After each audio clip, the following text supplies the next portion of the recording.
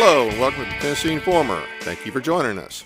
After COVID, no thinking individual trusts our government, and for good reason. But why is our government, federal and state, still pushing the mRNA shots? Especially since they are a violation of Biological Weapons and Anti-Terrorism Act of 1989, which passed both houses of Congress unanimously. The author of that law, the late Dr. Francis Boyle, confirmed in an affidavit that the mRNA nanoparticle injections violated the law he wrote. Why is this being allowed? What is being done about it? Well, somebody is attempting to do something about it, and that somebody is Dr. Joseph Sansone, who is our next guest. He created model legislation for all 50 states banning mRNA injections and is also involved with a lawsuit against the DeSantis administration in his home state of Florida. We'll hear from him in a minute, but first, a word from our sponsor, LifeWave. Light, the energy of life itself. Since the beginning of time, light has sustained us, fueled our growth, and shaped the world. Even Einstein recognized that everything we are is made of light. But what if we could harness the light within us, not just to live, but to renew, restore, and rejuvenate? Introducing LifeWave X39, the first product in the world that activates stem cells using our body's own light.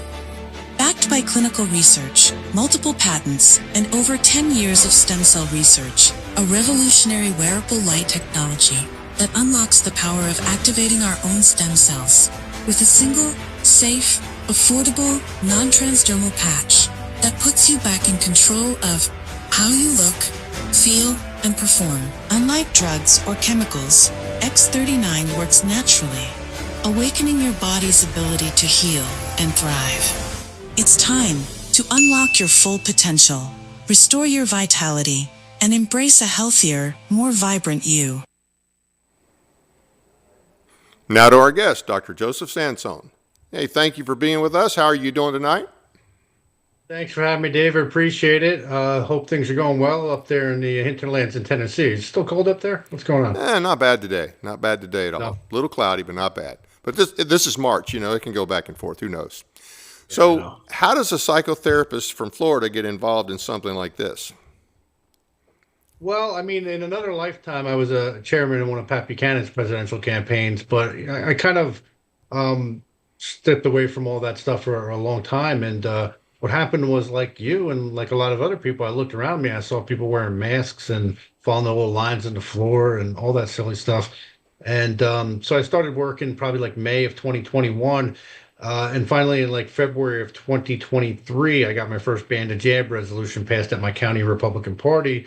Cool. And that declared the mRNA, the COVID injections, the mRNA injections to be biological and technological weapons of mass destruction. And went on and got that passed in about 10 counties in Florida, counties, really parties across the country. And then eventually the Idaho and the Arizona Republican parties passed it too. And then that led into my legislation. But, really, it comes down to, I knew there were weapons of mass destruction, and I wasn't going to look the other way. Wow. So now you're also involved in a lawsuit, but let's talk first about you got the resolutions going, and did you know, when did you find out that these were actually considered biological weapons or weapons of mass destruction? I think, like a lot of people, and I've had detailed conversations with this. Why were some people awake and other people, really smart people, were still just not awake? And so I was awake to 9/11 when that happened, that was a false flag. So I was very aware that this was the same playbook. They just want to make the whole country the airport. So I'm that simple. I just like you. But I looked at it and I'm like, before the shots came out, there's a lot of stuff on the internet saying, well, they're going to come out with a vaccine because the shot, the COVID itself is a bioweapon. But like, really, I think the first person of authority that I heard say it was a bioweapon was actually Dr. Francis Boyle. You mentioned him in the intro. He's the law professor that lobbied for and drafted the Biological Weapons and Anti-Terrorism Act of 1989. And Dr. Boyle came out in January of 2020. First, I think it was on Hervoy Morick's show, and then he went on InfoWars and a couple other big podcasts talking about how COVID itself was a bioweapon. But a lot of people don't realize that in December of 2020, before the COVID injections came out, Dr. Boyle publicly came out and did interviews saying that that in itself was a bioweapon. And if you want, I can kind of lay out, if you want right now, I can lay Sure. out what his Yeah. basic arguments were. Yeah, absolutely. Yeah. So Dr. Boyle had four main arguments about why this is a bioweapon. The COVID One, or the injections. the injections are what I'm talking about Okay. right now, Right, right. but they're related. So what Dr. Boyle said was that the COVID itself, COVID-19, whatever you want to call it, that was created through illegal gain of function research. And he cites a paper from 2015. I forget the whole name, was coronavirus bat something Right. or other. Yeah. But he cites this paper that was published in 2015. Walensky was on there. It incriminates Walensky, Fauci, and others. And even the language in the paper, they talk about how they were strengthening the virus. I mean, I'm paraphrasing. But, and so Dr. Boyle's argument was that because they used gain of function research, which at the time there was a moratorium on, so they offshored it. And that, because that's not for peaceful purposes, Right. that's in violation of the Biological Weapons Convention and and our bioweapons law as well. And so what he's saying is because the derivatives of that, including the spike proteins, are in the COVID injections, that makes them a bioweapon. And so this is a simple argument, but there's a beauty to it because it shows specific intent. And so that's a core argument of his, is basically the COVID virus was a bioweapon, and the injections had the derivatives of that in there. That itself makes them a bioweapon. I mean, I'm simplifying the argument, Right. but that's one core argument of his. And another core argument of his was that the lipid nanoparticles were developed through DARPA, through the Pentagon, and that's a dual-use technology. And that again, and because it's getting it into, the mRNA and all the stuff into your cells and everything. And so he's arguing that that shows specific intent too. So that's the kind of specific intent argument. He did support the knowingness level of intent. So you have specific intent. Knowingness is like, that's another legal standard, but it's a little bit below that. But that's like saying, by the way, I'm not saying he did not support other arguments that these are weapons, because there are other ones. I'm just saying these were what his four ones that he spoke about. But the knowingness standard of intent is like, okay, these are creating disease, disability, they're killing people. Not only are they not effective, they're showing a negative effectiveness. People are more likely to get infections by getting the shots and so Right. on. You're out there saying these are safe and effective and lying about it.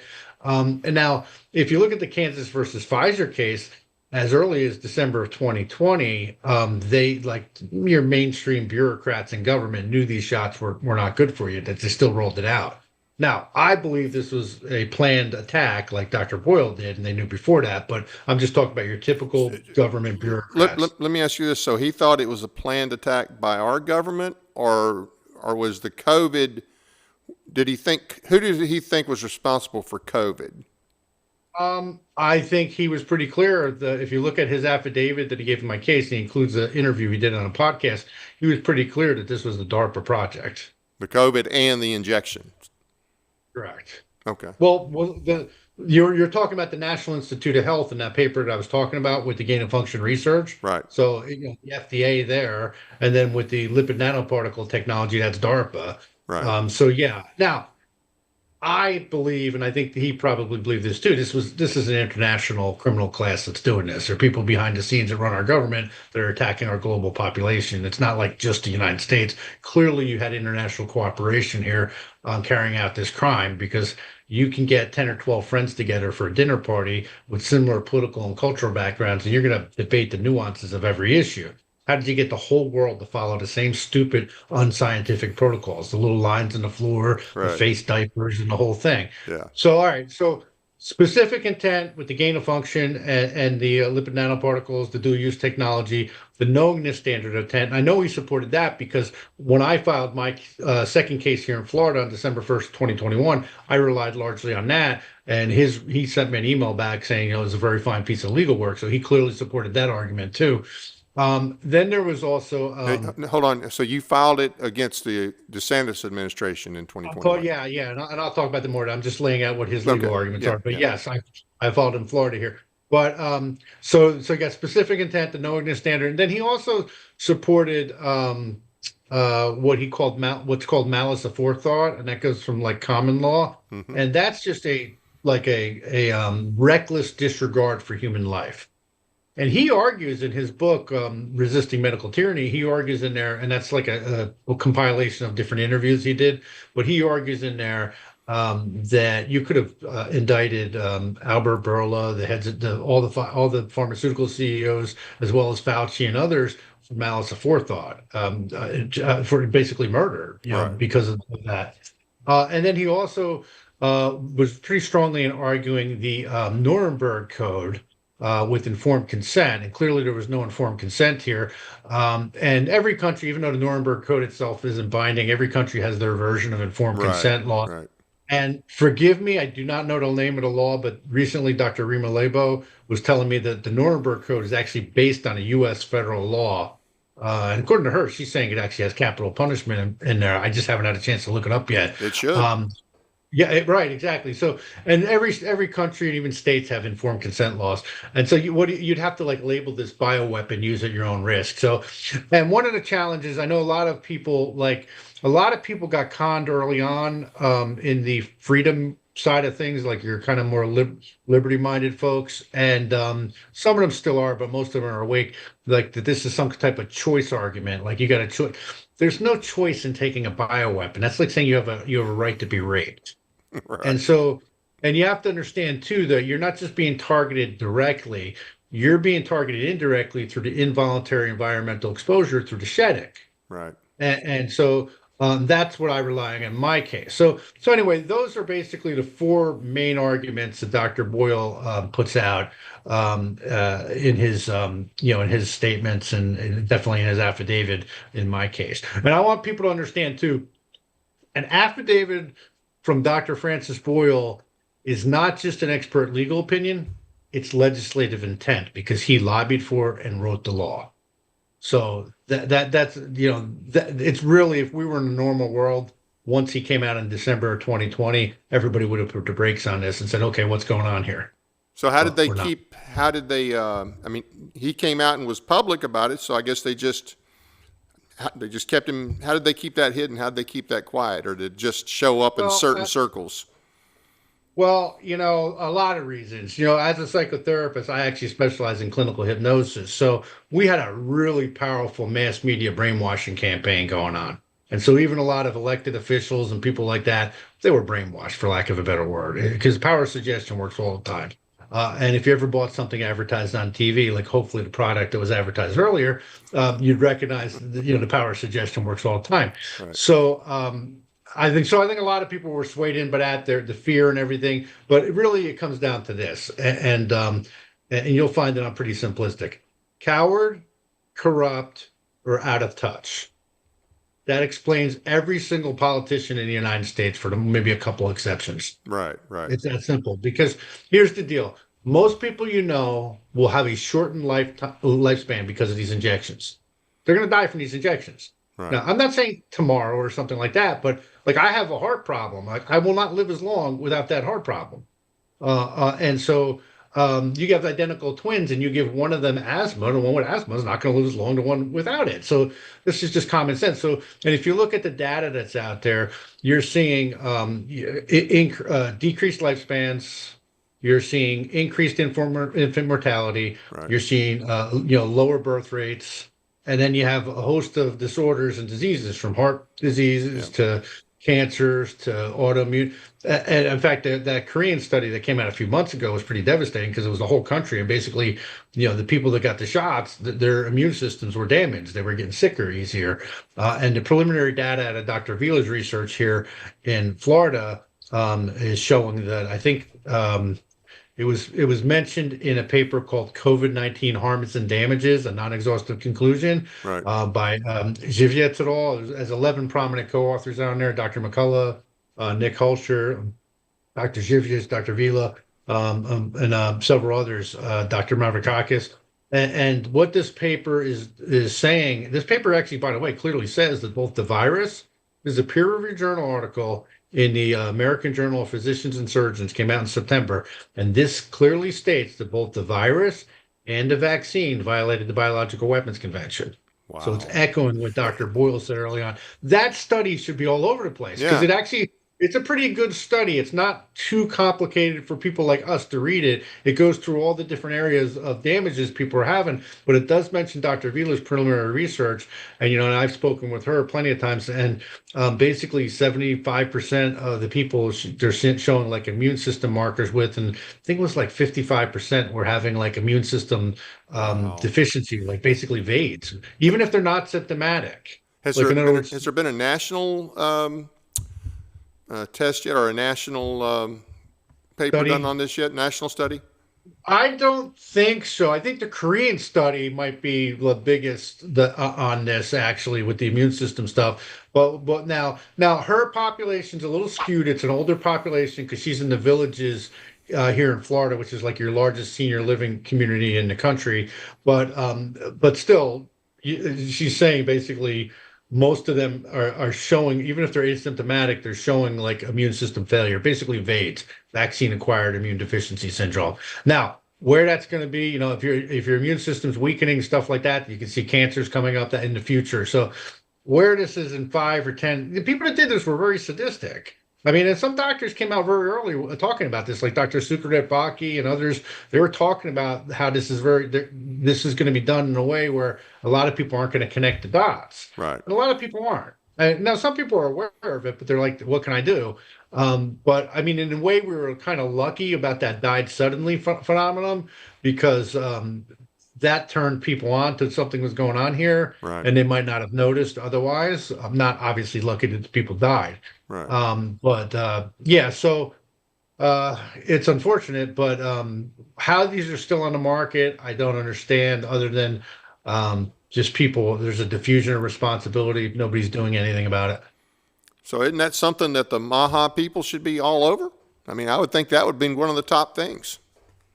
Well, I filed in my case, like, so, and we'll talk about my case in a minute, but I filed, we're going to talk about the bill first, but this is relevant to what you're saying. Yeah. I filed a couple of things in my prior appeal that I ended up winning. And one of them was, as a supplemental authority, is I filed RFK Jr.'s statement in speaking in his official capacity, stating that the mRNA injections were not effective in protecting against COVID-19 or the flu, and the risks outweigh the benefits. So I filed that because I argued that right here, from this moment forward, at a very minimum, this shows criminal intent on the behalf of RFK Jr. and the federal government. I believe criminal intent is established much earlier, but that is criminal intent. That's clearly like, we know this is harming people, we're going to still distribute it. Has anybody asked him about that? Has anybody cornered him about that that you know of? I think somebody should introduce him to that guy that wrote that book, The Real Anthony Fauci. And look, I don't know like what's going on with the federal government, because with the Epstein files, I don't know who's being blackmailed and who's not, because we've only seen like a fraction of what's there. Right, and a lot of that's So redacted. So yeah, right. And I think there's like another 3 million files or something like that. But so it's like I can't explain the behavior because he knows they're RFK Jr. knows that these are a bioweapon. He knows that. yeah, you would hope he would, but then you would hope he would do something if he knows. I coward, corrupt, out of touch. Take your pick. But he's not out of touch. Well, that's true. That's true.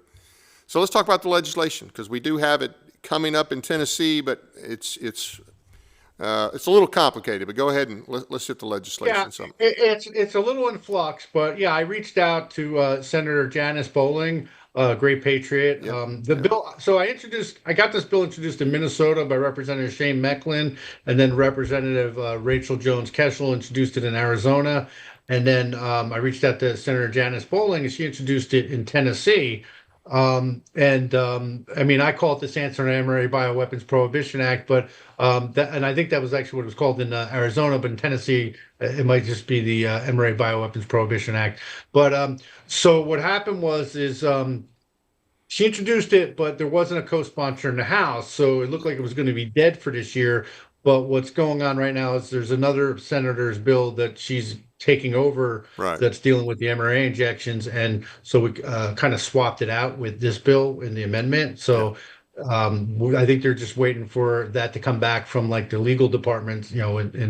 in the state, so it Yeah. should move forward. Yeah, hopefully. But Uh, now, just so you know, this being an election year, our legislature likes to get out of there early, and they're already trying to push a lot of bad stuff on us.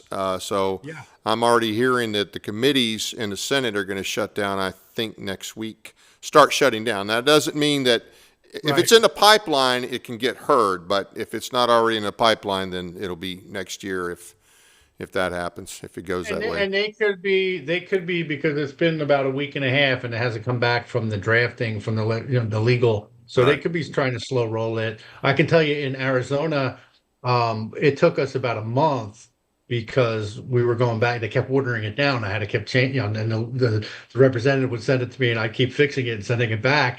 But so hopefully we can get this in. I'd love to see it move forward. I'd like to get these people on the record because here's the deal: even if we get this for a vote and it doesn't pass this year, then when it comes back next year, you're gonna have more support because people are gonna they're Right. gonna connect the dots of why their friends and family keep getting sick and dying. Yeah. I mean, here's the thing: how do you look the other way when the people you know are being violated and continue to get sick and die? Yeah. How do people look the other way? I don't get it. How do all the churches with the priests and the pastors, how do they all look the other way? What are they collecting donations for? I mean, because literally, in my view, to look the other way with this is like denying Christ. You're totally full of crap because the people you know and love have been poisoned with the biological and technological weapon of mass destruction, and people are just sitting on the sidelines. Yeah. I don't get it. Especially after the treatment during COVID, where they would put people in a hospital and not allow them any family when they were dying. I mean, a lot of people died alone because the hospital wouldn't allow the family to come in. So when I was pushing my resolutions, like at the county party level, I was trying to get it like at my county government level, like to have them do the resolution. That's tough because then they got to buck the governor and they're all chicken. But there was a commissioner who was, when he went up north, I don't want to say the state, but he went up north and to visit his mom who was sick in a nursing home. And he didn't want to get the shot. And they made him get the shot to see her. He got lawyers and everything, but it was the only way he'd be able to see her before he died. And he wouldn't even support my resolution. Good I Lord. don't I don't know what to say. Like people have their priorities all screwed up here. Like if I were violated like that, I'd be like hammering this, so that part to me is baffling, Dave. I do not understand the apathy of people here.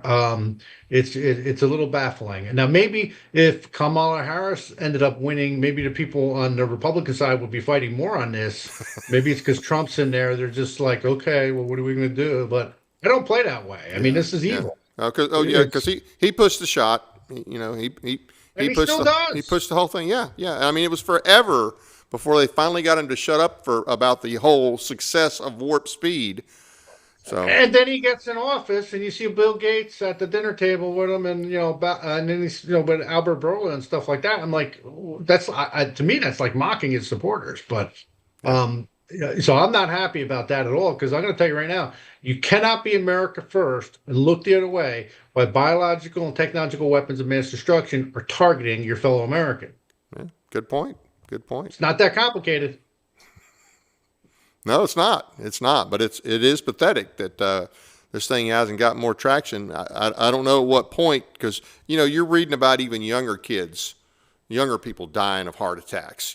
People in their teens, 20s, 30s, just dropping. Yeah, I mean, I see, like I said, I'm a therapist, not a medical doctor, but I have people coming to me and they have all these health problems. I know what the cause is, you see someone in their 30s that has a heart attack and doesn't have any blocked arteries or anything. Gee, I wonder what happened. Yeah.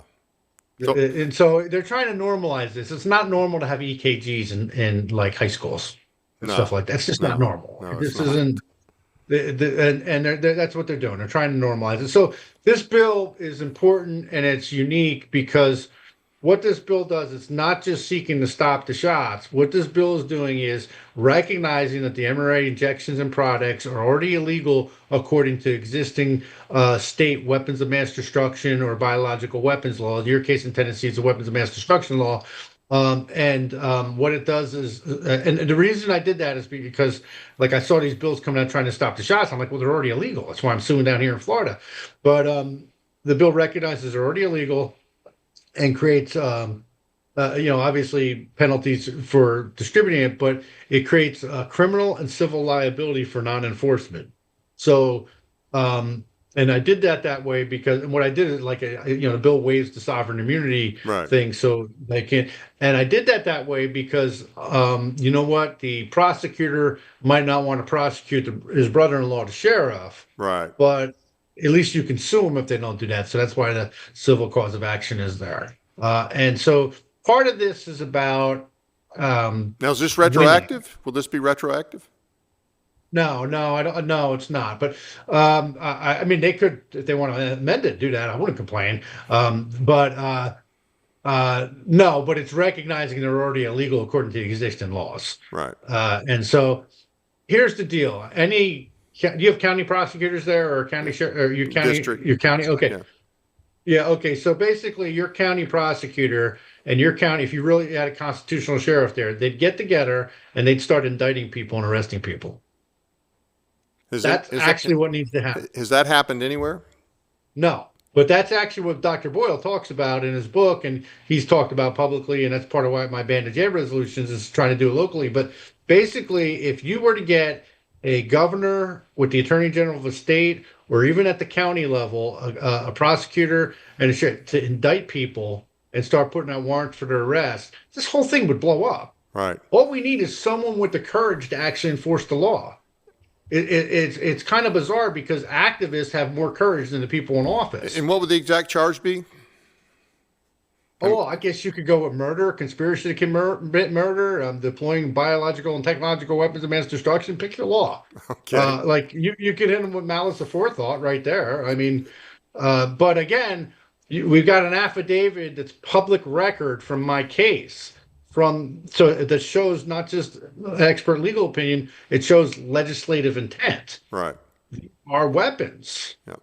Trying to remember the constitutional sheriff's guy's name. He's from out in Arizona. We had him speak in Jackson about 10 years ago. He does the whole constitutional sheriff's deal. He was involved with a I know who lawsuit. you're talking about, Sheriff Joe. No, I know who you're talking about. His name's blanking out on me Yeah, too. that might be a contact there. I mean, probably he may know a sheriff in some county that would be willing to take that on.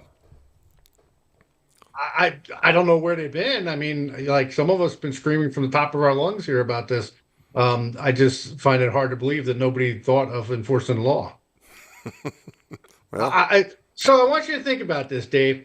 If you or I commit a crime, we get arrested. But if you're a big institution, Right. like a hospital system, you can just murder people with remdesivir and you're off the hook. yeah, Like and you get can- paid you know, for so it. Get paid extra for it. Right, exactly. So why, again, is it laziness? Is it intimidation, or are they just following orders? Like, why do law enforcement not go after these people when they do this stuff? Because you got enough victims out there that would, make the complaints. I think it would, My guess is when people go into the sheriff's office, they probably get kind of ignored and shuffled to the side. if they get ignored. It would have to be. I think it would have to be the DA that would initiate it. I think the DA would have to, Right. because the sheriff probably would say, "I'm not going to touch this unless it's brought to me by a DA." They probably got to do it together and be on the same page because the DA Right. will probably say the same thing. I'm not going to do it if the sheriff's not going to arrest them. Right. Like they have to. Right. Yeah, you'd have to have a duo there that's willing to actually do it. But okay, Governor. So if this bill can get traction in enough places, part of this is about moving the needle. But okay, maybe a governor will see the writing on a wall and just enforce the law, or a state attorney general. I mean, because here's the deal: no matter how great you think your governors are, I they're don't. not. No, but wherever you are, like nobody's enforcing the law. The only ones I know of are Doc P. Chambers in Texas. That's running for governor there against Lockdown Abbott, and then you got I think you got Monty Fitz running there in Tennessee. Monty Fritz in Tennessee. And yeah, he would do something like that. Monty Fritz would be probably the only Elected official in Actually, Tennessee with the backbone to do something like that. well, I believe he is the one in the House on this bill. Oh, Like okay. so, Okay, great. yeah. So Great. and so we'll see what happens. But I think the legislation is important. I think so. I have a version on my website for all 50 states. I actually have 55 country versions too. But trying to get, pass that, it's a subtle hint on my part. Right. So yeah, I've been doing that. And then in my case here in Florida, should I go to that? Yeah, yeah. Yeah, okay. Kevin, am I centered here? Okay, good. In my case in Florida, what happens, I kind of hit a wall because the state party was blocking like the resolutions coming up at the county parties. And so when they did that in like March of 2024, I filed what was called a writ of mandamus. And Right. that literally means Latin for we command. And I filed that, and to force the governor and attorney general to pull the shots off the market because they're weapons of mass destruction, violating Florida Statute 79166. It's our weapons of mass destruction law, and I want to declare. So I did that. See, the thing is, though, is with a writ of mandamus, it has really niche case law. So, long story short, what the court said is you can only use a mandamus for a ministerial duty, not a discretionary duty. In other words, let's say the governor has to appoint somebody in 60 days or something like that, Right. then that would be, or a lot of times it's used in the courts. When the court's not doing something it's supposed to do, you do Right. you do a writ of mandamus to get them to do it, that kind of thing. But I did find case law that says, like, if there's an abuse of the discretionary duty, that you could use the writ of mandamus. Right. And I argued that deploying weapons of mass destruction against Floridians was an abuse of that duty, but the court didn't want to hear it, so I lost my appeal in October of 24 on that. So, on December 1st of 2024, I filed a new case, just a straightforward complaint seeking an injunction to prohibit the governor and the attorney general from continuing to facilitate these weapons of mass destruction, and also declaratory judgments. I think it was on our weapons of mass destruction law, on our informed consent law, and our fraud law. I lowered it. In my first case, I had treason. I had it all there. It was all, well, yeah, it was great. But Shoot him at dawn. yeah, pretty much it was like that. So what happened is I was in the process of getting affidavits. I had like 9 affidavits, and the court dismissed my case, sua sponte, which means on their own volition. Like the defendants didn't even reply. And I filed a motion for rehearing, but when I did my motion for rehearing, what the judge did is she did not dismiss my case with prejudice, which means you cannot amend if they do that, and then you appeal. She didn't do that. So what she did is she threatened me with sanctions if I continue to file frivolous lawsuits. Meanwhile, I got an affidavit from the guy that wrote the bioweapons law, and said she wouldn't entertain any further motions. So unofficially, she was dismissing with prejudice. So I appealed on 8 issues, some of them hard constitutional issues about the weapons use and everything, but I had a couple of procedural outs for the court. One of them was that the lower court did not allow me to amend the complaint. So what happened is on November 12th of 2025, sorry, just this past November, I won my appeal. At first I thought I lost because the appellate court dismissed my case. I'm like, what? But then I realized they dismissed my case and said it was still active in the lower court and I can amend it, despite what the court said. So then the reason is what I figured out afterwards, they could not reverse and remand it because the court does not dismiss with prejudice. So, we're now what happened is I go back to the trial court again. I'm back in here in like November through December, and I'm doing I do a motion for a preliminary injunction with an evidentiary hearing. I'm not getting any response. I do a motion for status conference, no response. And I'm doing like trying to get the court to do something here. And first I amended my complaint. I did a short amendment on my complaint. What I did, and this is important, there's a major shift, is because she was like basically arguing against the weapons of mass destruction law, saying that based on what? How was she arguing against it? It was really bad because she was arguing that one makes a little sense. She was saying there's no civil cause of action in it. Like in a criminal complaint, you need a civil cause of action, even though I'm not suing for money. But I argued that it should be viewed like a public health law and that they can do it. But The other thing is what the judge said is that I can't try to force a prosecution. But I'm like, well, did they even read my complaint? Because I wasn't asking for a prosecution. Like, so it was a little weird. Like like the decision was bad in my opinion on a few things the first time around. And uh, so what I did is I changed it and I used I forget the numbers, like 381 something or other, but Florida has a health freedom law that we passed. And this is a health freedom law that says that you cannot basically coerce or force an EUA product, like the emergency Right, use right, authorization. yeah. So you can't force or coerce a face mask, mRNA injection, etc. So what I argue is that because of the involuntary environmental exposure and the shedding, that this is in fact coerced vaccination. There's no way for me to avoid it. And I'm arguing that this is actually a violation of our health freedom Okay, law. now wait a I'm minute. also so in Back, my case, Dave, let me explain it. In my case, I am arguing that I had, because I did in April of 2023, I had congestive heart failure, and I ended up having triple bypass heart surgery on April 10th. Actually, when I was in the hospital, I was doing two things. I was getting people to bring me blood in case I needed it, so it'd be unvaccinated. right, And then the other thing is I was working on this, and I got Dr. Francis Boyle to endorse my ban and jab resolution at the time and do it publicly, even though he privately did it, because I didn't want people at the time to know I was in the hospital because they were working against me. right, So, I actually got him on a big podcast, like the exact time I was getting operated on, because I right. figured it'd be like a good parting shot, if I didn't make it. But, all right. So, um, I'm arguing that my congestive heart failure and triple bypass heart surgery are the result of shedding.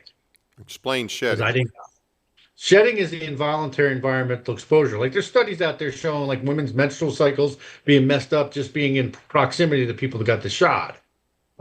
And Really? so, oh yeah, there is. And there was one study that came out that showed like 50% of the unvaccinated women, and I did file this in the trial court, 50% of the unvaccinated women actually had the MRA and stuff in them. And that would imply through, And sexual relations and that kind of thing. So from my understanding is that the shedding it can happen respiratorily through sweat and stuff like that. But there's a lot of cases of where I've seen personally, and even talking to medical doctors, where let's say if you did not get the shot, but your wife or girlfriend did, next thing you know, you're going to the hospital with a heart problem. And so the shedding is a real issue. like a contagious Um, vaccine, essentially.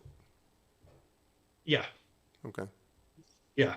And now it seems to be dose dependent. The proximity, the closer you are to when you get the shot, I think the shedding is more. The other thing that the medical doctors tell me is that the more symptomatic somebody is, the more the shedding it. Like so, when people are sicker, Right, they're right, probably and I like to use the term involuntary environmental exposure because that's the term that we'd use with asbestos or something like right, that, right. Yeah, that makes and sense. and that's why I use that term.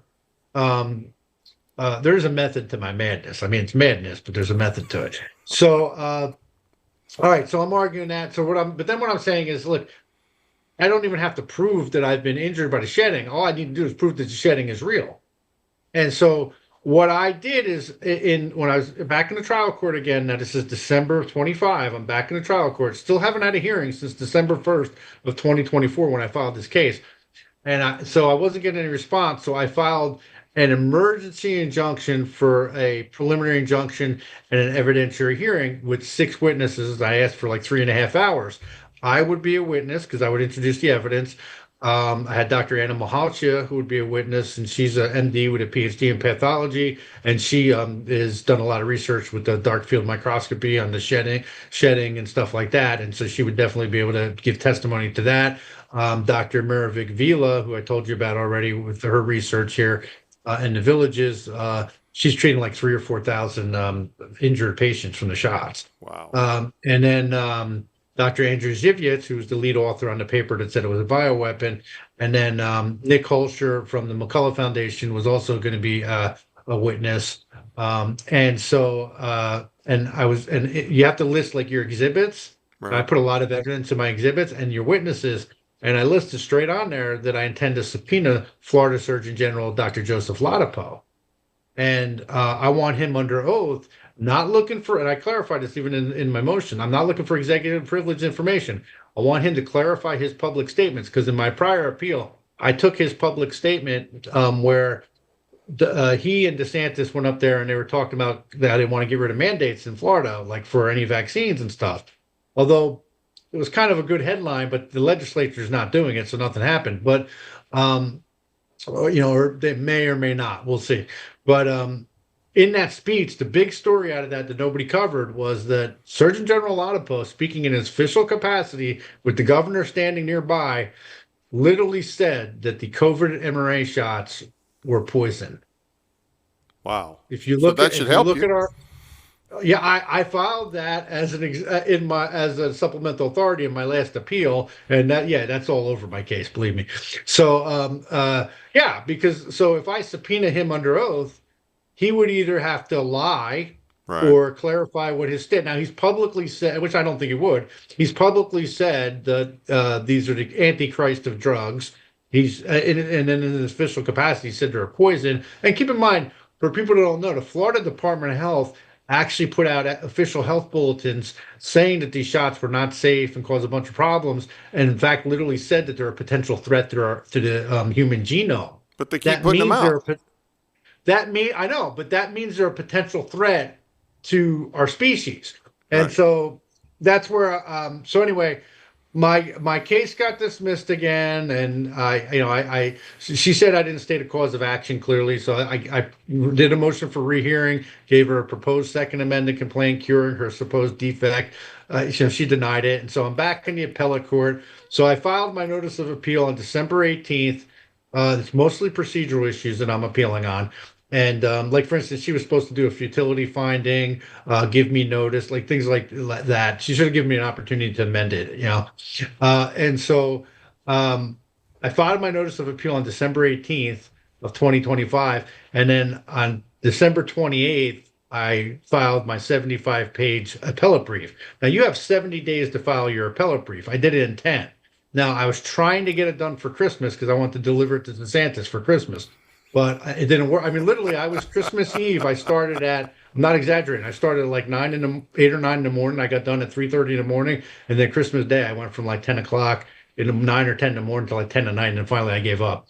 But I mean, I had a little breaks in and out, but I was, So I was trying to are get you an attorney? Are you doing all this on your own? Do you have attorneys helping you? no, I'm doing this all pro se. Oh wow. You would not be able to find an attorney to do this case because they're afraid of the judges because in the bar.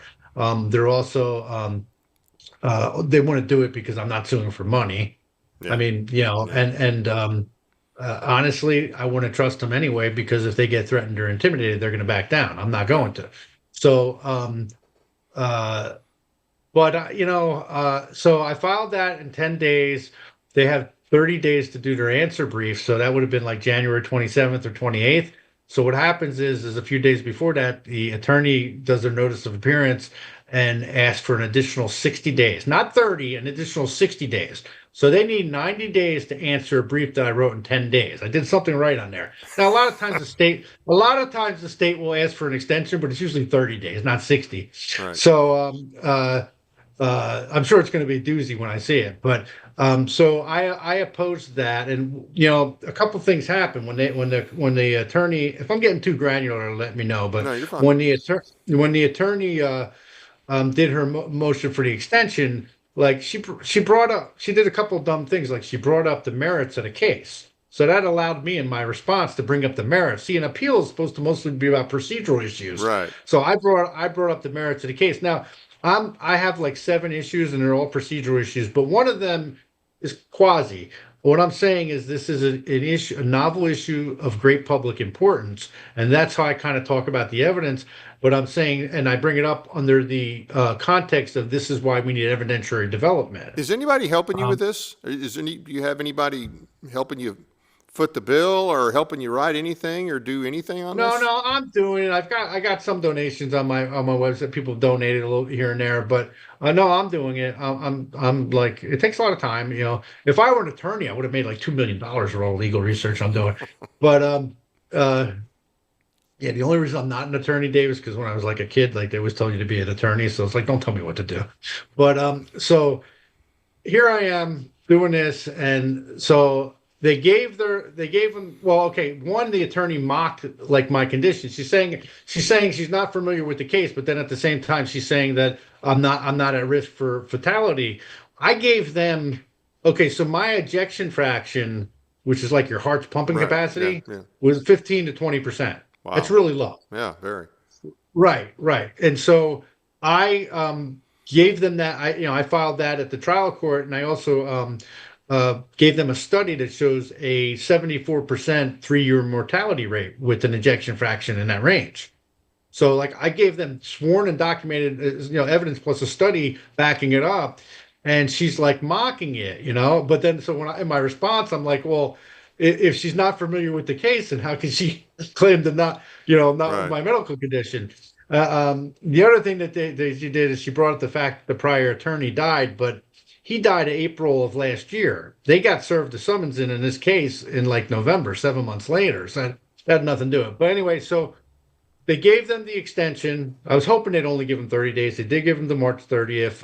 And then they they also they give them to March 30th, but they also said that they're going to take, one of the things I motioned for was for them to incorporate my prior appeal and all my supplemental authorities I filed, because there are like 12 of them, Right. into the record here. And they said they were going to take that as a motion for judicial notice. Right. So they said they're going to take judicial notice of all that. And that's important because that means that they're going to read all that and understand, because that's the same appellate court. And this is a very similar issue. Is there any way this could become a class action suit?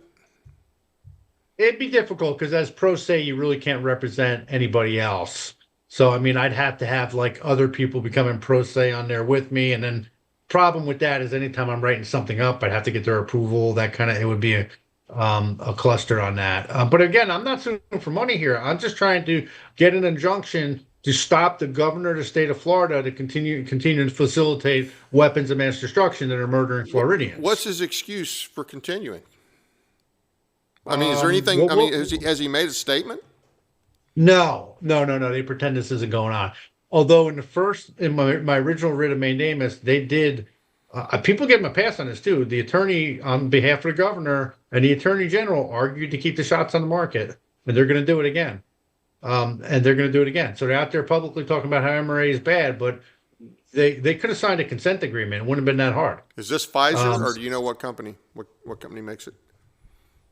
Well, I'm trying to get all the mRNA injections and products off the market. Okay, but I didn't know if they just had certain ones down there or not. No, because I'm not suing Pfizer. I'm suing the governor and attorney general in their official capacity, and I'm for injunctive relief. Right. Yeah, and so it is what it is. But I mean, I think it's embarrassing, to be honest with you. It should be. But It should be for everybody, and you're right. I don't know why we haven't. I know most people have heard about all the younger people that are dying. You hear things about the funeral homes where they, after these people die, they have all these. I have an affidavit from funeral director Richard Hirschman. Remember him from the Died Suddenly movie? Yeah. Okay. I have an affidavit from him saying that basically in the last so many months, like over approximately 50% of the cadavers, he's pulling those blood clots out of. That's what it was, the clots. Yeah. Yeah. Now, there's also a case that I guess, I don't know if you're just going to, I guess maybe you're going to be a witness involving Bill Gates in Europe. Yeah. So the attorneys in that case reached out to me in 2024, like after I filed my writ of mandamus, my first case.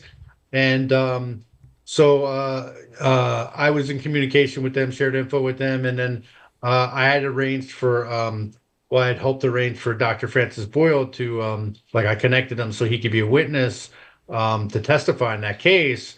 And let me tell you something, if he were testifying in that case, it'd be hard to censor that because of who he was. Right. And so unfortunately he died like 3 weeks later. We're not really sure why. What we know is like the obituary just said he went to the hospital and he died. So how old was he? 74. 74. But he was still teaching law. He was still active, he was still a full-time law professor. So I don't know.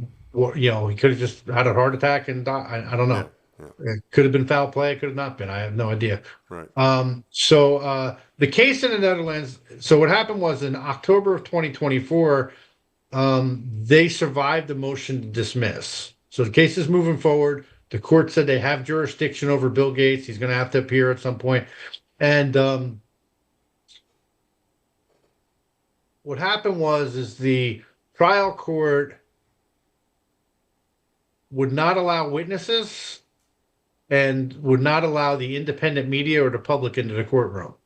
And so the potential witnesses in this case are myself, Catherine Austin Fitz, Sasha Latapova, Dr. Michael Yeadon, and Catherine Watt. They'd be better off letting the public, wouldn't they?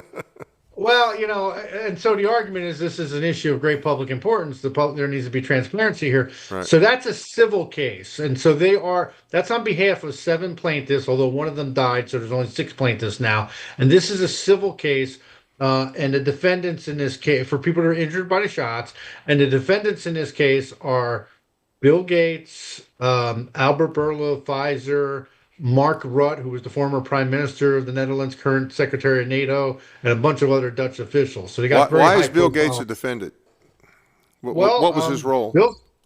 Bill Gates was very involved in deploying these vaccines. I mean, he was funding a lot of it, right? Funding WHO and all that. So I assume that's why they got him there. I'm not there to testify about Bill Gates per se. I'm there to actually, I believe, testify more about what Dr. Francis Boyle's view was. So this hearing on this is an appellate hearing on the 9th of March in the Netherlands, and this is again, the case is moving forward, so it's not like they're appealing the case. Like my case, I'm appealing the case because it was dismissed. Right. This case is moving forward. This is like their version of an interlocutory appeal. They're appealing that court decision, the lower court's decision to not allow witnesses and to not allow the independent media and like the public into the courtroom. Right. And so on a positive, if you want to try to read the tea leaves, what looks good is at this appellate hearing, they're allowing the witnesses to be present. That's where we're going. And they're allowing the independent media and the public into the courtroom. So that's a positive sign. Right. So we'll see. Now, I don't know that they have juries there, so it might just be a judge. The appeal, I think, looks good, but then you go back to the same judge. I don't know how that works. Right. See, in my case, I'm actually asking them to reassign it to another judge because of the ongoing procedural irregularities. But also, I found a case of a woman named Rebecca Jones, who was a whistleblower, who was suing Surgeon General Ladapo, who's a potential witness in my case, and the Department of Health. And in the decision dismissing that case, it was a 20-page decision. The judge in my case, the trial court, actually states in there that there's no evidence that the state of Florida mishandled COVID in any way. And so I'm saying that's the whole predicate of my case. So she should have, recused herself. So I'm saying because of the procedural irregularities and because of that, my case should be reversed and remanded with instructions and reassigned to another judge. Right. I don't know, like in the Netherlands, I don't know how this judge is, if it's good or bad at the trial court, but, that decision, not to allow witnesses or, right. the public into the courtroom isn't good. But so that's what this appeal is at. I do not believe we're going to be given testimony at this hearing, although they might ask us questions. Right. So I think if that one goes well, even though it's in the Netherlands, I mean, maybe that'll attract attention over here and more people will make a push, hopefully. Hopefully, I think this case in the Netherlands gets, I think it gets a good amount of attention because the defendants are who they are. They're Bill Right. Gates and they're Albert Bourla and people like that. And people need to be held accountable. If you looked in the Epstein files, it certainly doesn't look good for Bill Gates in there. Right. It looks like the one email looks like he could have been being blackmailed by Epstein. But if you look at the whole body of it, though, there's no smoking gun like, hey, they planned this, even if we believe that. But it does clearly look like they were planning to make profit on a pandemic, like, Right. and they were like positioning to do it. So that's a little coincidental, but it doesn't look good. I mean, I think most of us probably believe it was planned. Obviously, I do. But I think that I think people need to be held accountable. I don't see how you move forward from this if people are like this isn't something you can pretend isn't happening. People are going to continue to get sick and die. I Yeah, don't know how many. I don't know how but this is a form of depopulation. You're reducing lifespans and birth rates. absolutely. So do you have a lot of support? I mean, you on your website, you said you get some donations. Yeah. I'm just under 20,000 subscribers on my Substack. It's my website is my Substack.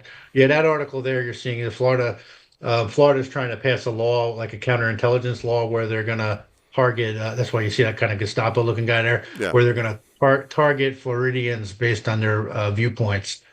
Really? Yep. Yeah, if you look at that article, I have the law right in there, and I have like excerpts of it in the article too. Yeah, literally, it's so broad that I think they could kill us. Um, In no, I'm not Tennessee, they're exaggerating. trying to. I'm not exaggerating. It's like creating a counter. It's using tradecraft and like it's using a lot of terms in military. So it's like they want to create a paramilitary force to be able to target us based on our speech and even looking at patterns of life and stuff like that. So basically, they're trying to create a total police state here. Yeah. Well, Tennessee's not much better. They've got a bill right No. now that they're trying to basically prevent us from having the ability to sue on an issue constitutionally. Make a suit based on just the what is it called, the facially unconstitutional Like if they laws. pass an unconstitutional law and you want Right. to challenge its Yeah. They constitutionality. want to take that away. They want to say, okay, you have to have an injury first. You have to actually have an injury. You can't just sue based on constitutionality. And See, I'm seeing a trend with all these, and I'm a Republican, but that's only because the Democrats are communist. Um, listen, the only reason anybody's a Republican is because they suck a little bit less than the Democrats. that's absolutely true. But I'm seeing this trend in all these GOP majority states, and Tennessee's got a super majority. But Yep. I've heard things about Florida. Texas is not what we thought it was. Right. It's a trend. I mean, they are really not much better than the Dems.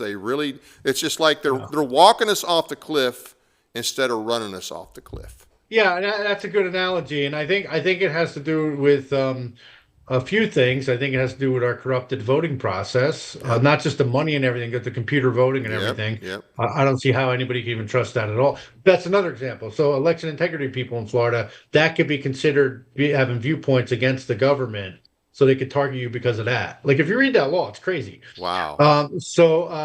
Hopefully it doesn't pass, but it's moving through committee right now. Right. But yeah, I think there's a few reasons for that, and I think because basically the whole system's corrupt, and our politicians, it's like you think like you have leaders that go and take these positions. No, you just have narcissists that run up the flag. Like they used to get in office and then maybe corrupt them, Right. and then now they just find somebody who's corrupt and they just run them up the flagpole. And because who's writing these bills? Who comes up with the idea to write a Lobbyists. bill? It's almost all lobbyists. I mean, Right. It's none not of the them are average legislators. people. They don't get in their district and say, "Hey, I want to have a town hall and I want you guys to give me input on legislation." They don't do that. Well, It's all the lobbyists. so it gets worse than that because the law that I'm telling you about, there's a company called Celebrite. It's an Israeli spyware intelligence company. They're the ones lobbying for this bill in Florida. What's the name of them again? So yeah. So Celebrite, which is I guess an Israeli spyware intelligence company, Right. they're the ones who are lobbying for the bill in Florida that I was just telling you about attacking the First Amendment because they want to, I guess, do the surveillance. So why would we have a foreign intelligence company lobbying Right. for, I don't care what country it is. No, I Like, don't who would either. possibly go along with this? That's This is insane. yeah. I would argue it's treason myself, but Yeah. Do you do any speaking engagements or anything? Do you have any? uh, Do you do any speaking engagements? Do you do any events? I mean, sometimes, if people don't get a headache. Okay. Well, now your Yeah. website looks pretty interesting. You cover not only this, but you cover a pretty wide variety of topics. Yeah, I do. I mean, lately I've been focusing a lot. Since November, I've been now I'm actually starting to write about other things. But what happens, I won my appeal, so I was back in the trial. I was doing a lot of motions and stuff, and you have to make sure you get them right. I still make little mistakes here and there, and so I was doing a lot on that. And then the bill I was really pushing as well. the last few months. So I like to write about all different things, but I just been tied down with that. Right. 'Cause I don't like to just talk. I like to. I mean, I just people need to talk less and do more. I don't know. Oh, I agree. Any closing thoughts? Uh, you're gonna die. Get over it. Now, the question you need to ask yourself is do you want to grovel on your knees like a coward or stand up like a man or woman and fight? Because the people you know and love have been poisoned. So the question is are you going to do anything about it? That's a good question for everybody. Well, hey, thank you for what you're doing. Thanks for being on the show tonight. Enjoyed having you and like to have you back sometime. Thank you, my friend. I appreciate it. I hope, Kevin, I hope I wasn't bouncing around too much. You're fine. You're fine. Hey, thanks again. We appreciate you. You take care. Thank you. I want to thank the audience for taking the time to watch our program tonight. It doesn't cost anything to subscribe, so please be sure to hit the like and subscribe button, as well as the notification bell so you never miss an episode. We appreciate your support. We still hope to hit the 1,000 subscriber level soon. We need about another 70 to hit that, so please subscribe and share us with your friends. Once again, doesn't cost you anything. Check out our audio podcast on iHeartRadio, Spotify, and other platforms as well. Sign up for our weekly newsletter at our website, teeninformer.com. Check out our audio podcasts on iHeart, Spotify, and other platforms. Sign up. Okay, sorry about that. All right, so March 31st, Tiffany Boyd was on earlier tonight. She will be a speaker for the TFA event. This is a joint TFA chapter for Stewart and Henry County. This will be at the Stewart County Visitor Center in Dover, 7 p.m. on March 31st. You don't have to be a member, so come on out and learn about education and the Second Amendment. Monty Fritz will be speaking at Trousdale County this Thursday, March 5th, 6:30 p.m. at Grace Baptist Church, 550 McMurray Boulevard East in Hartsville, Tennessee. He will also be speaking Saturday, March 7th to the Robertson County GOP at the Purpose Life Church, 805 Memorial Boulevard, Springfield, Tennessee, 8:30 a.m. Central. Next week's guest is Shahram Hadian. He left Iran when he was young, or escaped from Iran when he was young, and now he's a pastor, and he's going to be with us next week to talk about everything that's going on in Iran and some other issues as well. So you don't want to miss that. Take time to check out the other shows brought to you by the West Tennessee TV by going to westtennesseetv.com or myparistv.com. You can find links to the Mike Weatherford Show and Sportscast with Jeremy Bucklew. Tomorrow, Mike is joined by Teresa Carter with an incredible story about being switched at birth and the revelation that changed everything. Then next Sunday, Jeremy is joined by Jackie Beard, a multi-sports star that has already been approached by several colleges and universities with football offers. That's it for now. So good night from Tennessee. Good night from Paris, Tennessee, that is.